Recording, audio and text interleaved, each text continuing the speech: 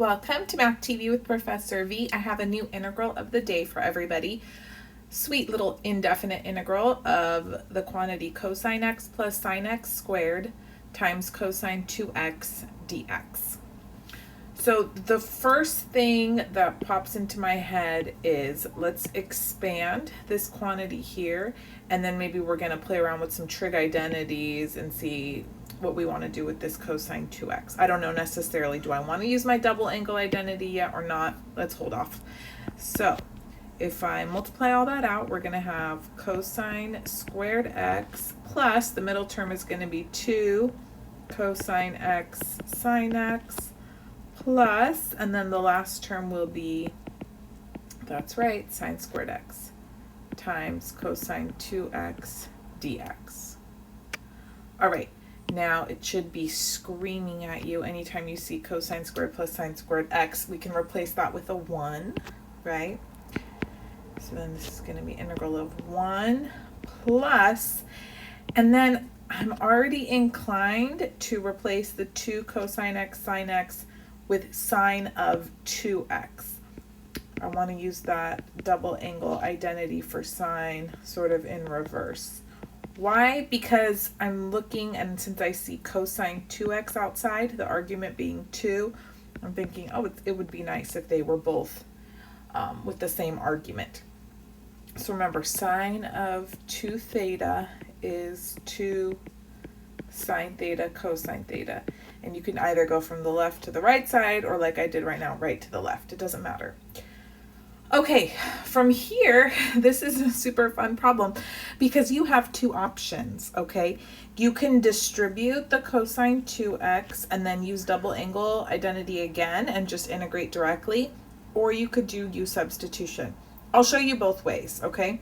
So from here, if I were to distribute, I would have cosine 2x plus cosine 2x sine 2x dx.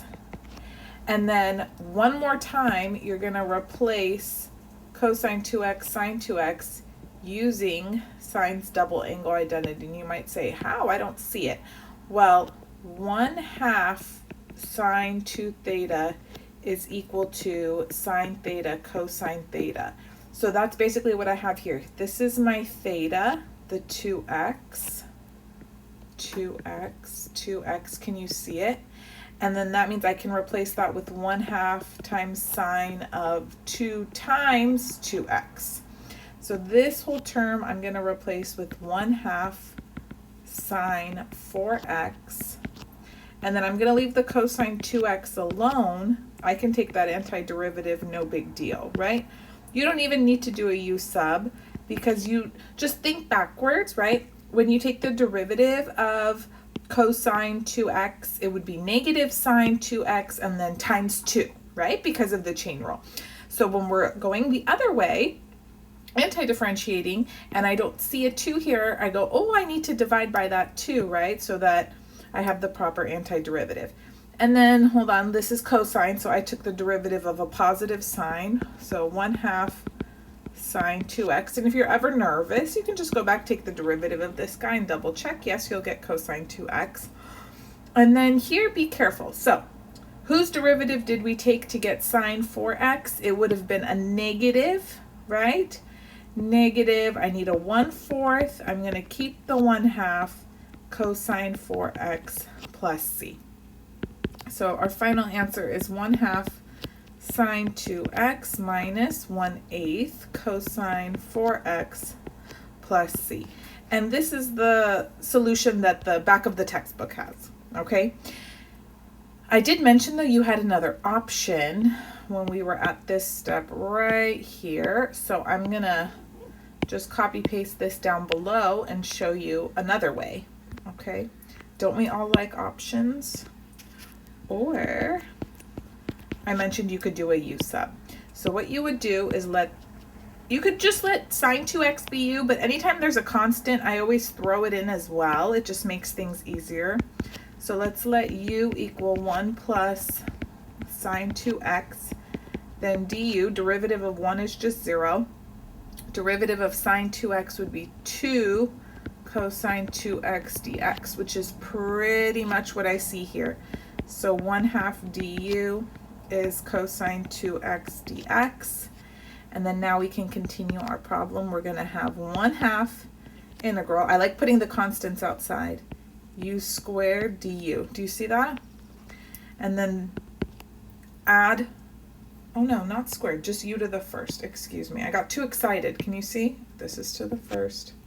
This is to the first. Okay, then we're going to take the antiderivative.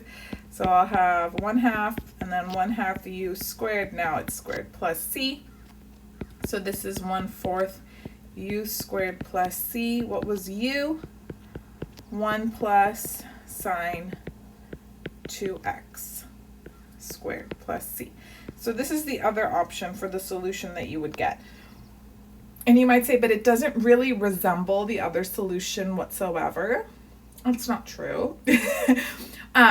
If you were to expand all of this, right, we would have like 1/4 1 plus 2 sine 2x plus sine squared 2x plus c. And then you would have to compare. Okay, I could replace this with 1 minus cosine squared 2x, and then probably have to play around with some more double angle identities a few times over. Also remember we have plus c, so they could be off by a constant, but you can manipulate them with, you know, enough trig identities to get them to at least involve sine 2x and cosine 4x, both of them. Anyways, who cares? I think both are fabulous. Comment down below which method do you like better, the first one with all the double angles or the second one with the u sub. I don't know, I kind of like the u sub, but I can't vote. I love them all the same. Hope everyone has a great day. Give the video a thumbs up. Subscribe if you haven't already. I realize like the majority of my views are from people who aren't subscribed, and it just helps support my channel and helps it grow if you guys just click that subscribe button. Turn on the notifications bell so you know when I upload. I love you all. Check out my full-length video lectures organized into playlists for all of calculus.